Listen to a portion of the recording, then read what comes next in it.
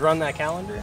Oh, yeah, in June we checked out all sorts of cool things. Like? On June 1, we took off with former Des Moines resident Amelia Earhart on the day of her 1937 attempt to become the first woman to fly around the world. We packed into the theater on June 2 to celebrate the 1995 release of Clint Eastwood and Meryl Streep's Iowa set film The Bridges of Madison County. On June 3, we caught up with the infamous American outlaw Jesse James on the anniversary date he robbed the Achabok Brothers Bank in Corydon in 1871. The selection of a site in Anamosa for a prison held our attention on June 4, and we stayed in eastern Iowa to scale a bluff on the Fenelon Place elevator on June 5th, the date the iconic Iowa funicular was granted approval from the city of Dubuque. We watched floodwaters rising in Ottumwa on the date of the first crest of the Des Moines River occurred during 1947 before marching with the far-famed dragoons from Montrose on the day of their famous journey up Iowa's largest internal river in 1835. The lynching of the murderous Barber brothers of Fayette astounded us when we looked back on the crimes and punishment dealt out by Iowans on June 8, 1883.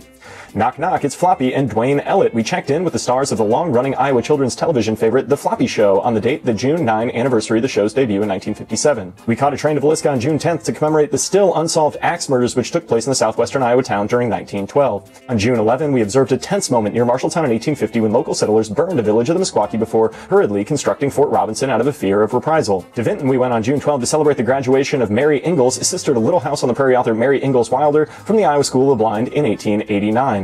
The mile-wide Story County tornado swept us up on June 13th, the anniversary of the massive storm inflicting incredible damage on the community of Jordan between Boone and Ames. We stopped in for an audience-less game between the Iowa Cubs and the Nashville Sounds, played as floodwaters rose throughout the state on June 14, 2008, and then headed westward to Council Bluffs to wish early American vaudeville and silent film star Harry Langdon a happy birthday on June 15th. We cheered the groundbreaking at Iowa State's Hilton Coliseum on the anniversary event held June 16, 1968, before wishing a very happy birthday on June 17 to Iowa Hawkeye great and Major League Baseball player Jack Dittmer of Elkader. We dove in at Camp Dodge on June 18th, the date which the federal government took over the Des Moines area training ground of the Iowa National Guard to prepare for World War I during 1917. A great comeback story awaited us on June 19 when we celebrated Bettendorf-born Jack Fleck upsetting all-time PGA great Ben Hogan to win the 1955 U.S. Open. We deposited our attention to America's First National Bank in Davenport on the day the government granted the institution charter on June 20, and on June 21 we celebrated Jessie Field, the mother of 4-H, on the anniversary of her 1881 birth on Sunnyside Farm near Shenandoah. Stan's iconic coffee pot and cup and saucer water towers heated us up on June 22 when we took special notes of the first professional fire department forming in Cedar Rapids on June 23, 1894. On June 24, we chugged out of St. Louis on a steamer with John Charles Fremont and Carl Geyer as the pair launched a scientific expedition on Lower Des Moines on that date in 1841.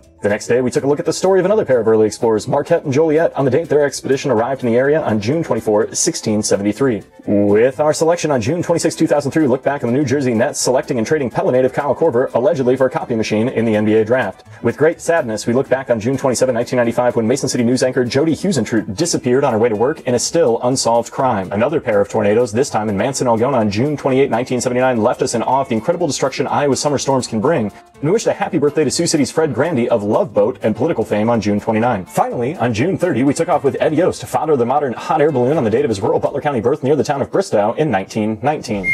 Cool. Well, we gotta get back to work.